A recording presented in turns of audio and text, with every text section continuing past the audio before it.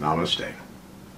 I am Grateful, Sensei of Grateful Dojo, and this is day 15 of my 1,000-day adventure to create a video every single day. Now, in yesterday's accountability video, one of the things that I mentioned was the physical part of my goals, and specifically the cardio. I haven't been doing anything about it. And so I said I will start it today, doing it every single day, and to prove it I'm going to shoot a photograph out there hiking in these hills around here. So there's the photo right there, and what's amazing is if you see that beam of sunlight coming down, right next to it, that tall peak, that's Mount Whitney, the tallest mountain in the 48 continental United States. So, I mentioned that I'm going to, in this video, talk about my theory of love. You know, what do I think love is at this time?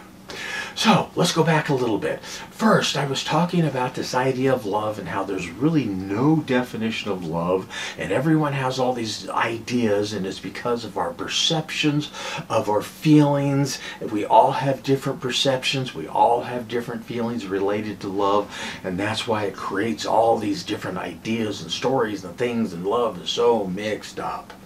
And so I came up with a hypothesis, which was, wouldn't it be easier if there's a clear, simple definition of love? And so I set out to figure this out. And one of the things that I started to find was love was connected to the number 500. And I made a video about that and my findings of it. And specifically what I found interesting was in the work of David Hawkins, where he was doing muscle testing to find the levels of consciousness, or what I kind of call it, the levels of emotions and feelings, love came in right at the middle in a scale of 1 to 1,000 at 500. And if you look at the emotion or the level of consciousness, just one step below love, it didn't feel as good. It started constricting you. If you look at the emotion and level of consciousness just one step above love, it started feeling good and expanding yourself. And so I started looking at this and go, okay, there could be something to this. Because how many people say love is horrible, it hurt me? How many people say love is wonderful, it made me grow and is the most amazing things in life? Love stinks, love's beautiful, I can't live without love, I never want to have love again. It's like this love is this middle ground between wonderful and horrible things. And so I started looking at that and going, wait a minute. What if instead of going, love is this, and we have all of these wonderful feelings and everything that a lot of times we can't describe, what if we started saying, love is this doorway to decide, is it good or good, feeling good, or is it feeling bad? And then love is a way for us to now, let's describe why we feel this way and what it is that made us feel this way. I picked up a couple that was hiking to Bishop. They were hiking the Pacific Crest Trail. They were married. We started talking about relationships on the trail, how they work out, and love. And I started mentioning to her this idea of love to her. And I says, hey, would you rather hear your husband tell you, I love you? Or, hey, when you did that, that made me feel so good. Thank you. Or, that time that you said those words to me? Well, that really built me up and I really felt good and confident. Thank you for doing that. Would you rather hear from them? And she said, oh, of course I'd rather hear what I did and how it made him feel. And I go, if he sat there and said that to you and continually told this to you, and then he threw out, hey, I love you, would that now, hey, I love you, be more powerful? And she goes, I've been trying to tell him and explain this to him for years, and you did it so beautifully right there.